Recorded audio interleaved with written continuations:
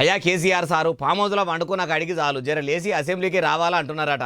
మూడో పారి ముఖ్యమంత్రిని చేస్తే ప్రజల్లో ఉంటా, లేకుంటే ఫామ్ హౌస్లోనే ఉంటా అని చెప్పిన మాజీ ముఖ్యమంత్రి సార్ను అంత కాయసుగా అసెంబ్లీకి రమ్మంటున్నది ఎవరు ఏం కథ అంటారా? ఎవరో కాదు, రేవంతాల సారే. ఈనుండ్రిగో ముఖ్యమంత్రి రేవంతాల సారు ఇక మొదలు పెట్టుండ్రి. చివరిగా చంద్రశేఖరరావు గారికి మాత్రం ఒక మాట చెప్తున్నా, అసెంబ్లీకి రా సామి, రా వచ్చి కూర్చుందాం, రా నీ 80,000 పుస్తకాలు ఏం చదివినావు మాట్లాడదాం, ఒక్కసారి రావే స్వామి, వస్తే రోజంతా చర్చ చేద్దాం, చేస్తే ఏందో తెలుస్తుంది లెక్క.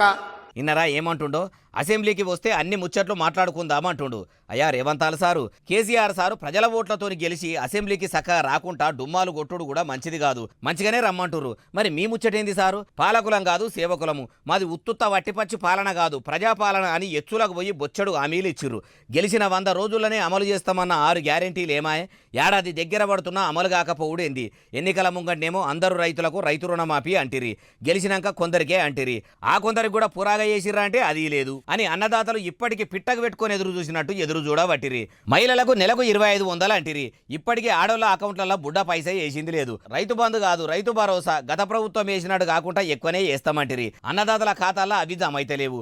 మార్పు మార్పు మార్పు అన్నారు. మీరు మార్పు తెస్తామని ఇన్ని హామీలు ఇస్తేనే కదా సారు మిమ్మల్ని ప్రజలు ఏలుబడిలకు తెచ్చిర్రు.